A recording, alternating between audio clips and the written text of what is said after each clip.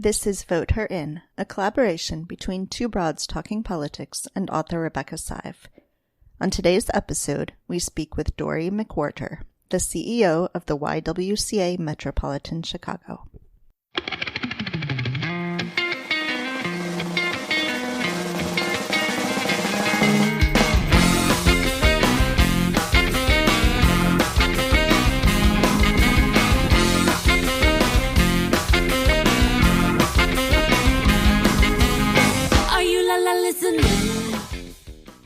Hi, everyone. This is Kelly, and this is Vote Her In, which is a collaboration of Two Broads Talking Politics and author Rebecca Sive. And I'm going to turn this over now to Rebecca, who will introduce today's guest. Hi, Rebecca. Hi, Kelly, and glad to be with you. I just wanted to say a couple words as a preface. We have a very important guest with us today. We are talking to you still from quarantine in Chicago and also during this time of great troubles in Chicago and elsewhere around the country. And so I thought that the best thing we could do was to speak with about what is going on and with someone who is an expert and deeply cares. And so I'm pleased to tell you that I've asked my friend Dorri McWhorter, who's the CEO of the YWCA of Metropolitan Chicago, to join us today.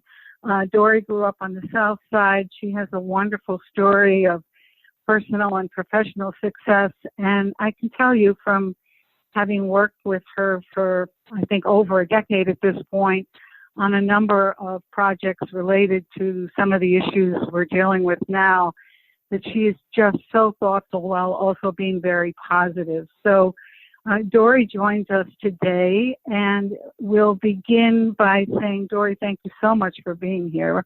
We really appreciate it. Well, thank you. Happy to be here.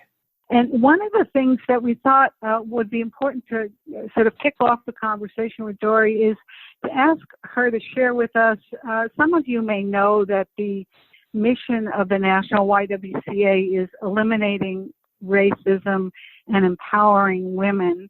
So that's a constant. But given what happened last week with the murder of Mr. Floyd and Breonna Taylor and other tragedies, the YWCA also issued a statement about this.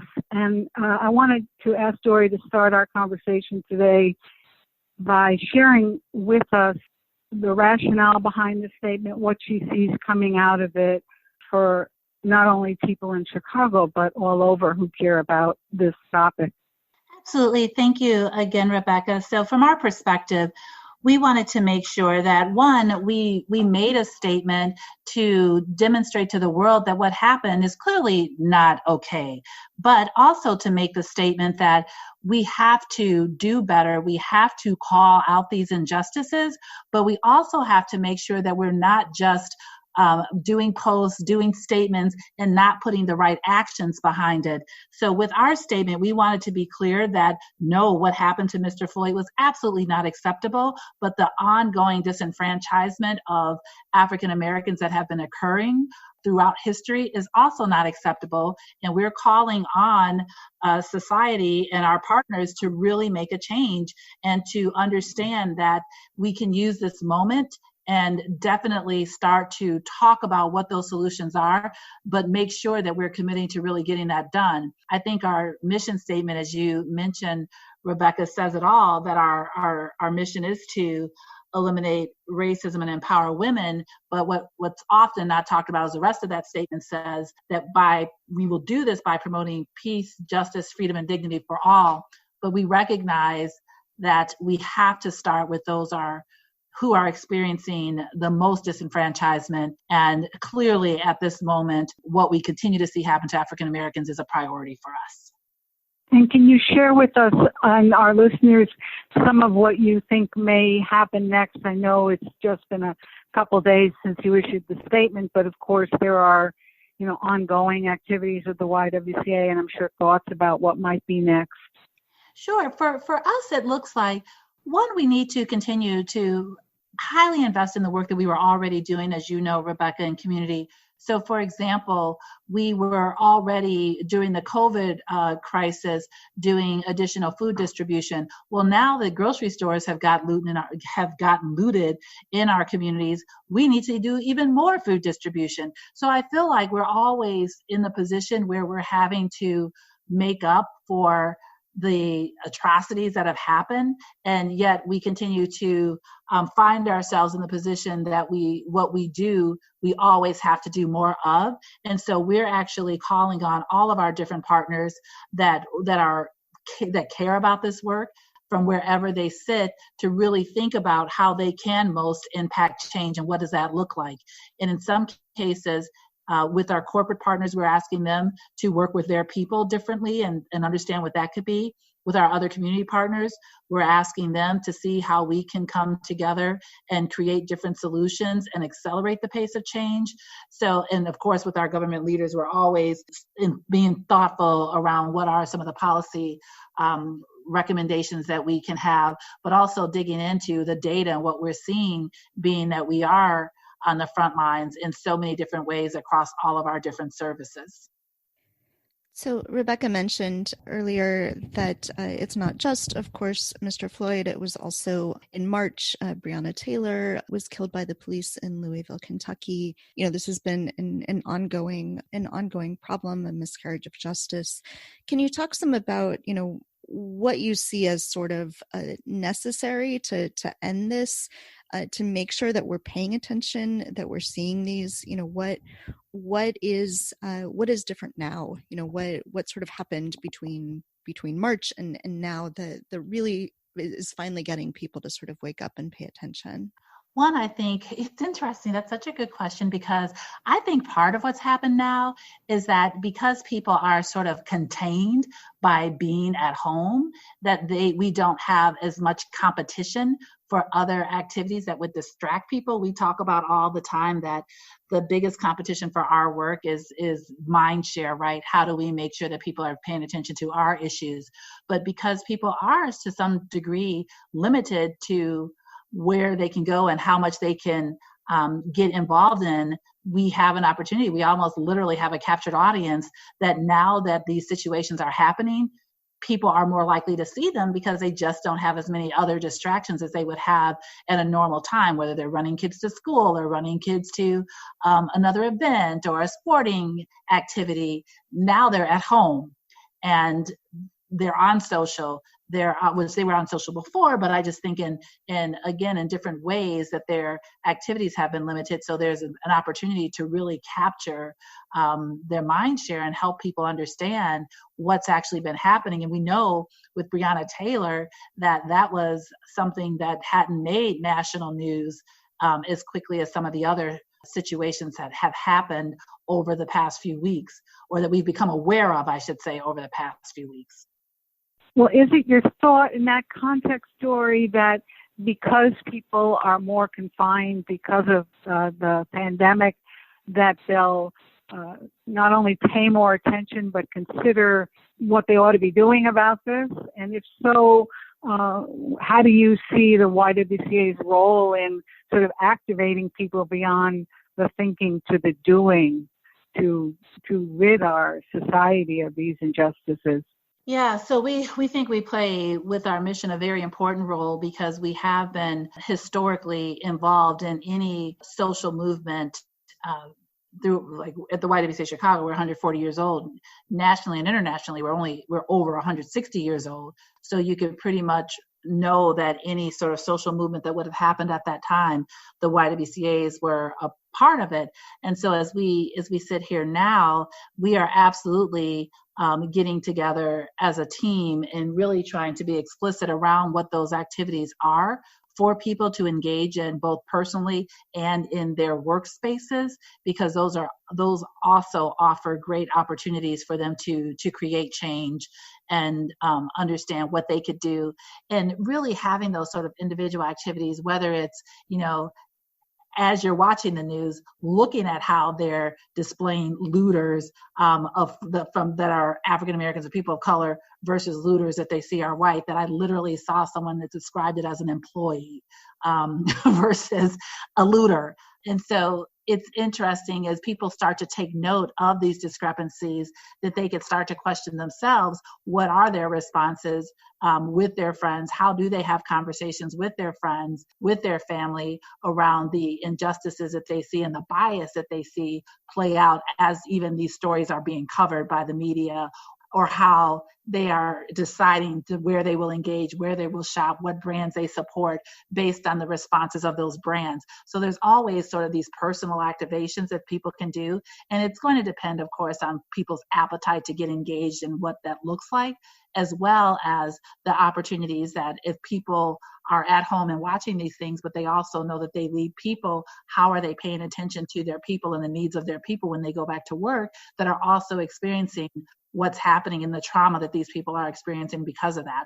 Are you increasing your EAP access? What are you doing in addition to how are you committing to supporting the change that you know needs to happen maybe in your workplace as well? So there's just so many different things, as you all know, that there's not one sort of magic formula to eradicate all of this, but we know it's going to take all of us doing all things, either small or large, to continue to accelerate the pace of change.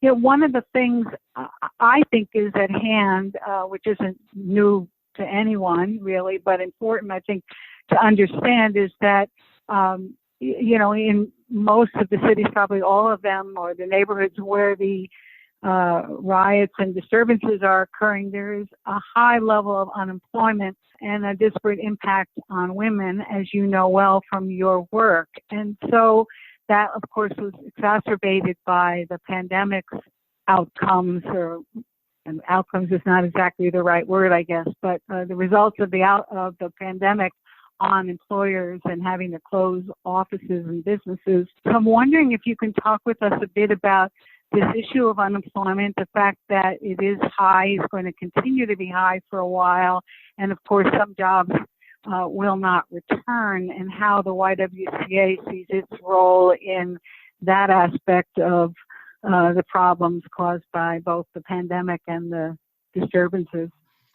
Sure. I feel like a few things as we still, as you know, what the saying is, America catches a cold, the Black community catches pneumonia. And I feel like with every incident, whether it's the pandemic or whether it's this particular sort of increased awareness around racism that's causing people to finally pay attention in some of these areas, that, of course, we've already had higher levels of unemployment in the Black community before any of this, before the pandemic or anything else has happened. And so with the YWCA, we had already leaned into how do we connect people to those areas of the job and job growth that we saw with what we call either high demand or high growth job opportunities. So we were already looking at transportation, distribution, logistics jobs, construction jobs, technology jobs, and how are we connecting people to gain the skills they need for those jobs, and using industry-informed type of curriculum and the outreach that we were doing with our industry partners and our corporate partners to be able to place people in those jobs. So it's not enough just to give them the training, but also how do we support them in accessing those jobs once they do have the appropriate credentials or what's needed for those opportunities.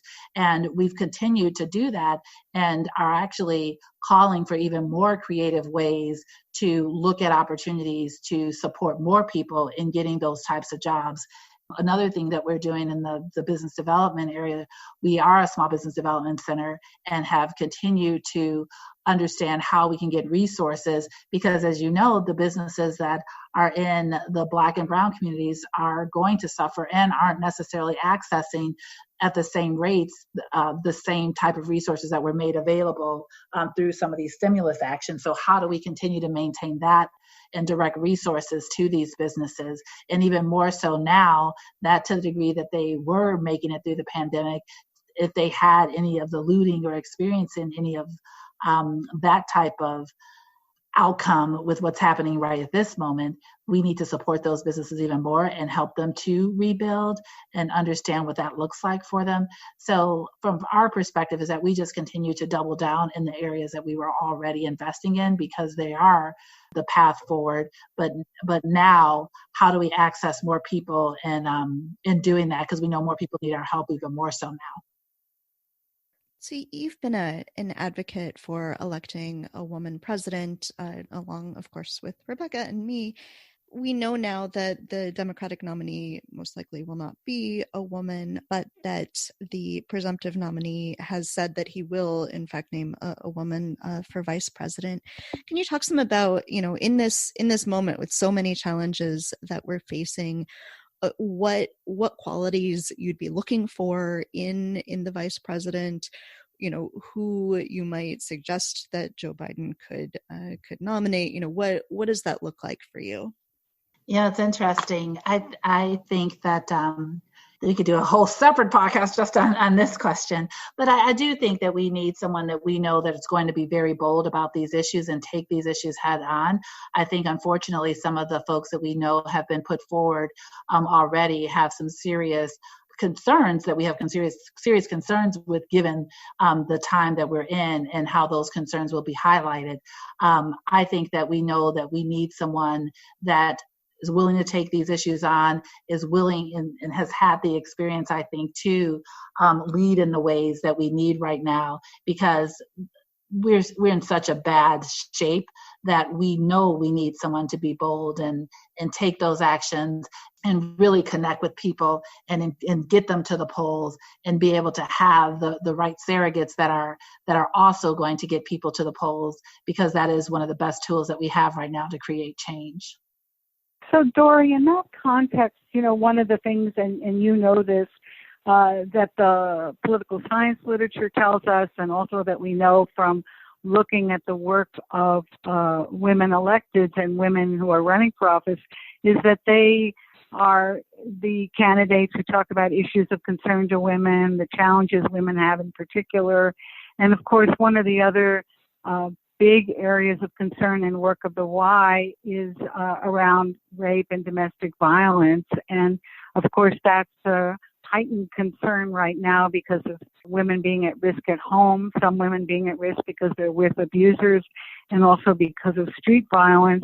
I'm wondering if you could talk a bit about, how you're handling that, and also in that context, how you see this choice of VP candidate, how much it's important to you and your co-workers that she be someone who places the issues the Y cares about first and foremost.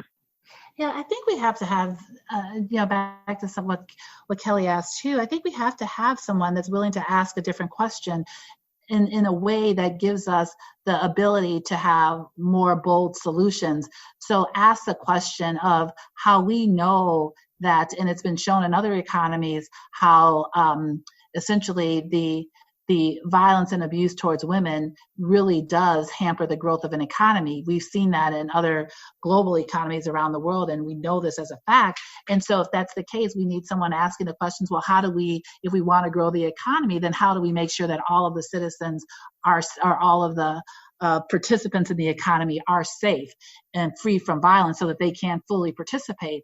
We need someone asking those questions and allowing the space for the bold solutions to come to really truly eradicate these things that we know are not only holding women back, but ultimately hold the entire economy back and our ability to really move forward.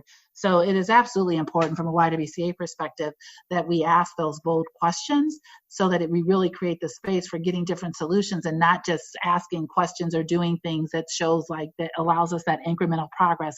Like we're okay, I guess, as long as we have a hotline people can call, but that's not enough. We need more than a hotline. We need to be able to actually look at and call it out for the trauma and the violence and get to the root causes of these things and actually help communities heal and help people heal so that we can see truly a reduction in the cases of domestic violence and otherwise that often is highly correlated and connected to other forms of community violence.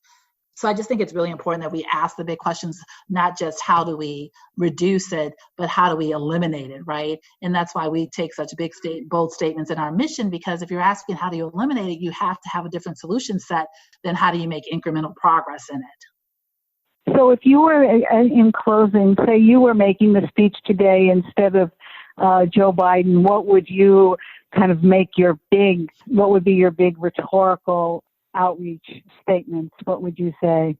I actually just posted on LinkedIn today that back in Lyndon Johnson's era, that we were making heavily invested in going to space and doing those things, but we chose not to invest in sort of healing the country and continuing to invest in eradicating racism. And now we literally are about to go to Mars with what Elon Musk is doing with his SpaceX.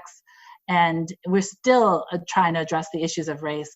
And so I guess for me, it really is about when are we finally going to make the decision that we have to, that society is failing because of racism, and what are we going to do to actually eliminate racism?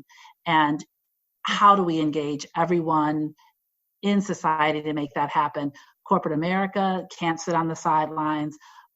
Political leaders can't sit on the sidelines. We have to address race head on and treat it as a sense of urgency that some of us have treated the pandemic of the coronavirus, because the pandemic of racism is just as dangerous and just as deadly as we're seeing.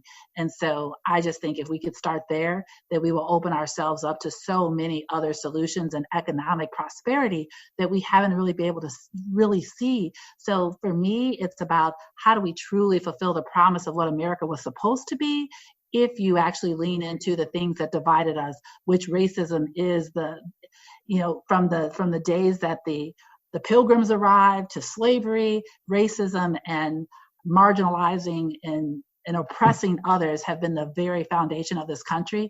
And if we did actually solve this issue and address this issue, this country doesn't even know what's possible yet.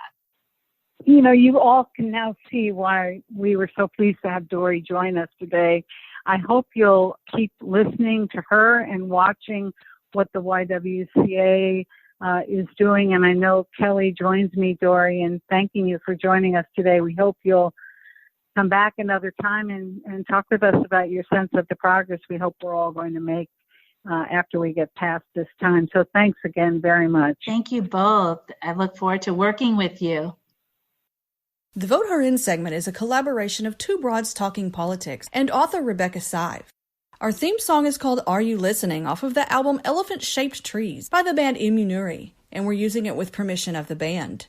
Our logo and other original artwork is by Matthew Weflin and was created for use by this podcast. You can contact us at twobroadstalkingpolitics@gmail.com or on Twitter or Facebook at Two Broads Talk. You can find all of our episodes at twobroadstalkingpolitics.com or anywhere podcasts are found.